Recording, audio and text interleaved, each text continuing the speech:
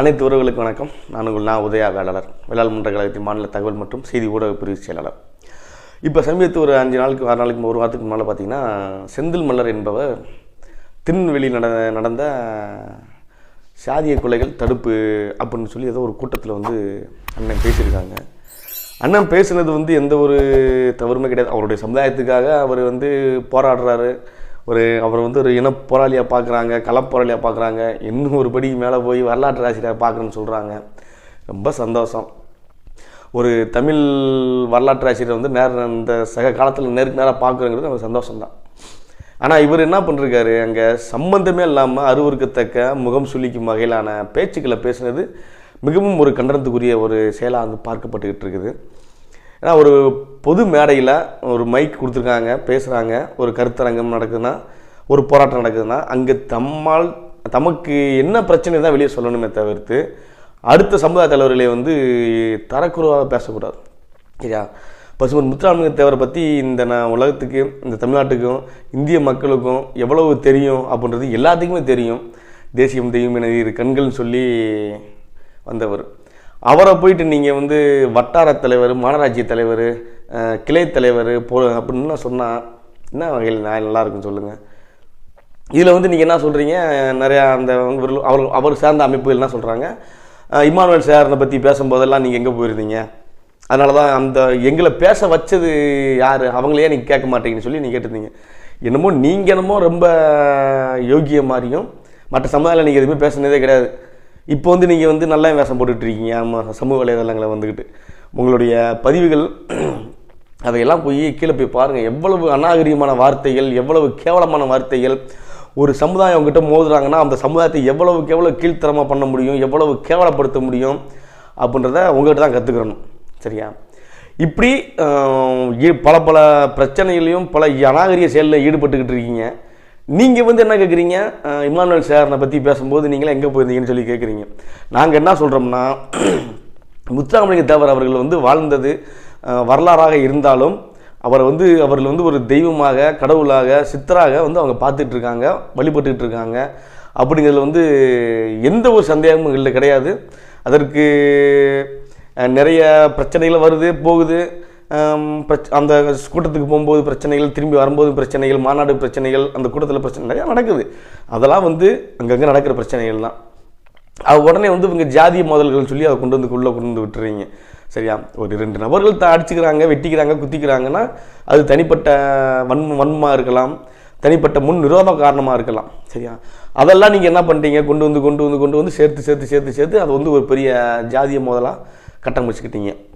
இப்போ அந்த கூட்டத்தில் செந்தில் மல்லர் அவர்கள் பேசியது சரியாத்தான்றதை நம்ம அனலைஸ் பண்ணணும். ஏன்னா ஒரு திருநெல்வேலி எப்பவுமே ஒரு சென்சிட்டிவ், பதற்றமான ஒரு ஏரியா.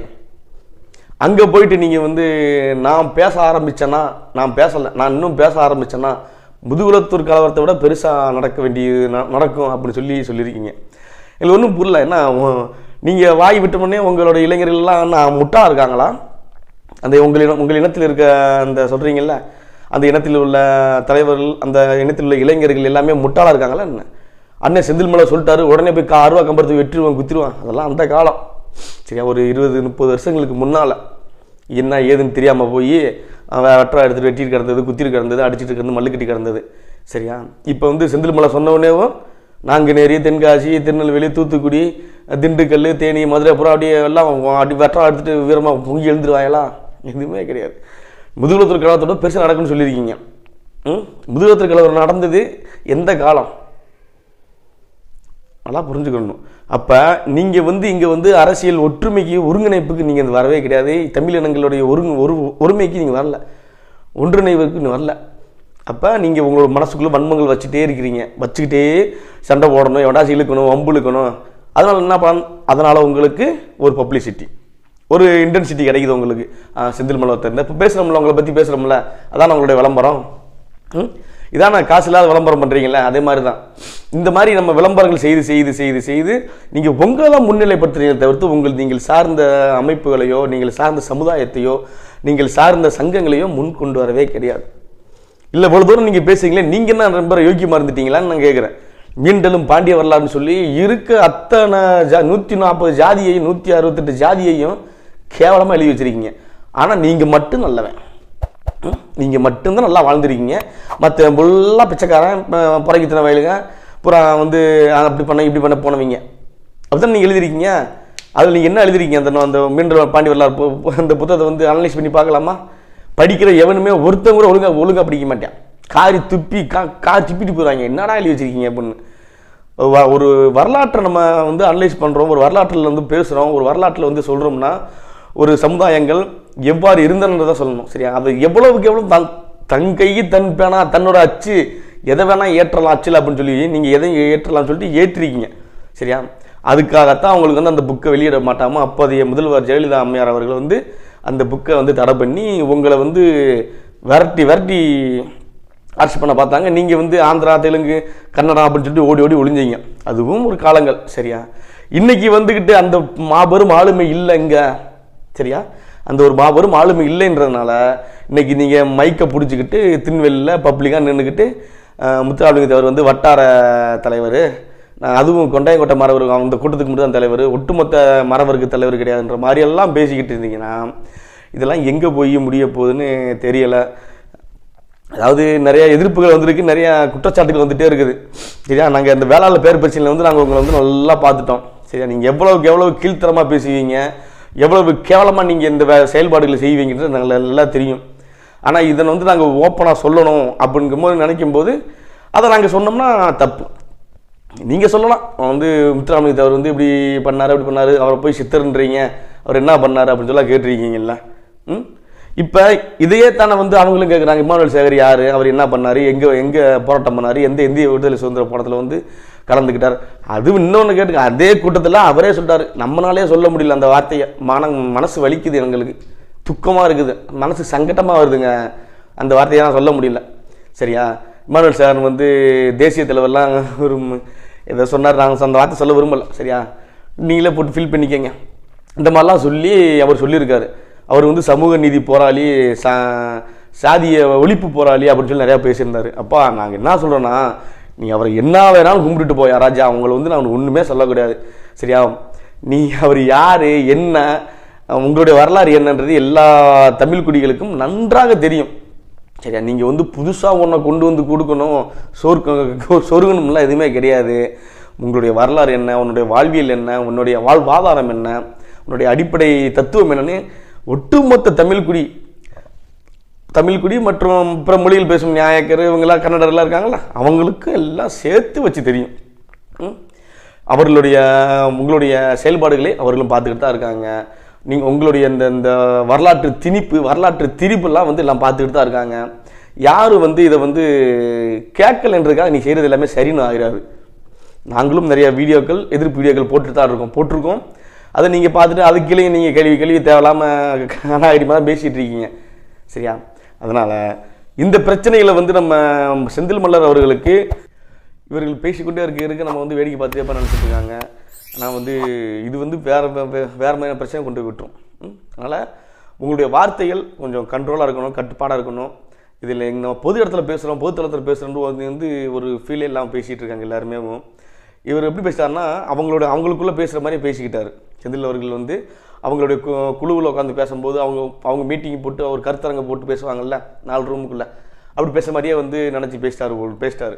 ஆனால் இது வந்து மிக கண்டிக்கத்தக்க ஒரு செயல். இதுக்கு காவல்துறை அவங்களுடைய காவல்துறை தன் பணியை செய்யணும்.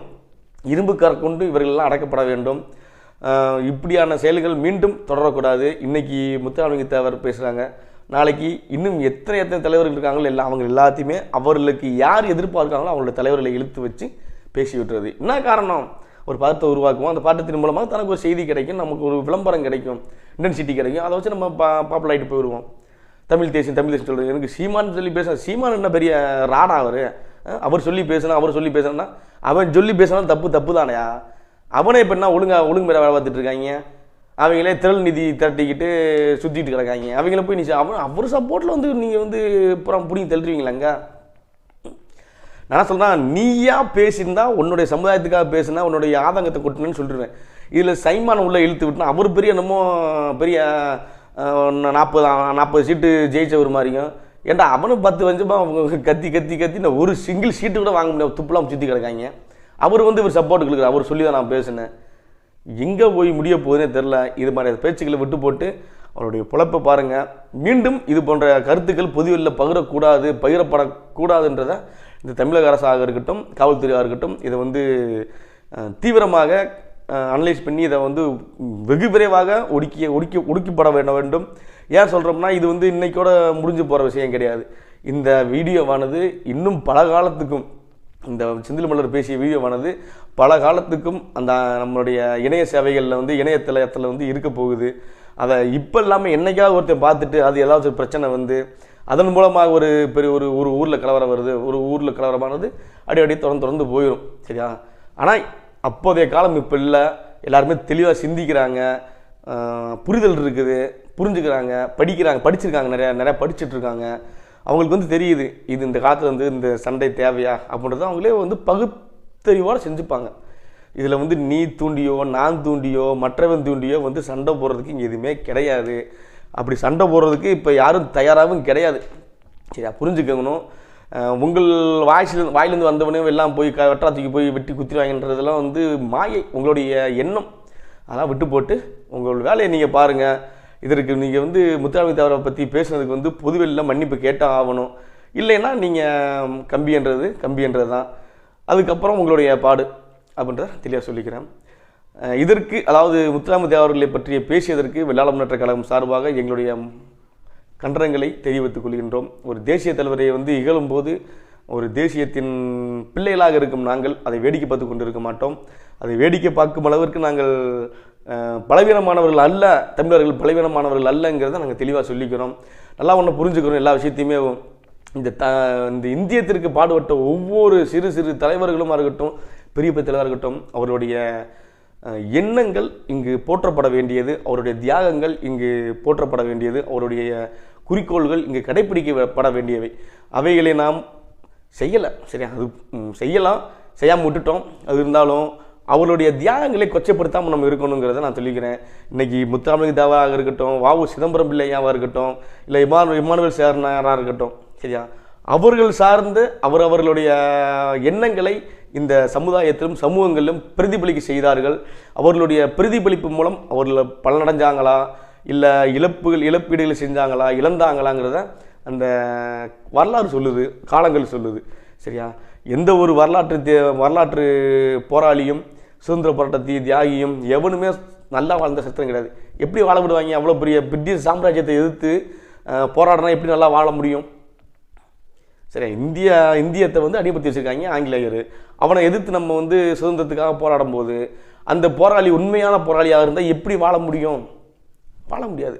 அதனால் வந்து ஒரு காலகட்டங்களில் முத்துராமலிங்க தேவர் அவர்கள் சிறைப்படுத்தப்பட்டதாக இருக்கட்டும், வ.உ. சிதம்பரம் பிள்ளை அவர்கள் சிறை ஆயுள் தண்டனை கொடுக்கப்பட்டதாக இருக்கட்டும், இமானுவேல் சேகரன் அவர்கள் வெட்டி கொல்லப்பட்ட சம்பவமாக இருக்கட்டும், இன்னும் ஏராளமான தலைவர் இருக்காங்க. அவங்களாம் சொன்னால் நமக்கு நேரம் பத்தாது. அதனால் இவ்வாறு ஒவ்வொருத்தரும் ஒவ்வொரு காலகட்டங்களில் ஒரு பணியை செய்திருக்கிறாங்க. அது செஞ்சு முடிச்சுட்டு போயிட்டாங்க, முடிஞ்சு போச்சு. அவருடைய மரணமும் நிகழ்ந்துருச்சு. அதுவும் கிட்டத்தட்ட 30-40-50 வருஷம் காலகட்டங்கள் உருண்டோடிடுச்சு. இப்போ போயிட்டு அதை இழுத்து வச்சு பேசி அது வந்து பிரச்சனையை கிளப்புறது வந்து தேவையில்லாத ஒன்று. இந்த பிரச்சனையை காவல்துறையானது இரும்பு கரம் கொண்டு அடக்கி ஒடுக்கப்பட வேண்டும் என்பதை நாங்கள் தெரிவித்துக் கொள்கின்றோம். நன்றி, வணக்கம்.